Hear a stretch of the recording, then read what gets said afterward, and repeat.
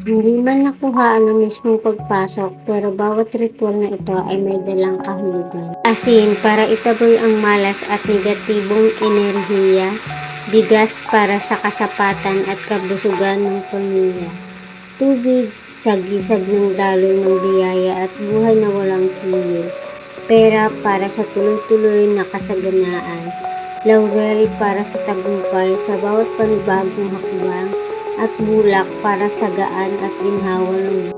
Habang isa-isa namin ginagawa ang mga ritual, dasal lang talaga ang laman ng puso.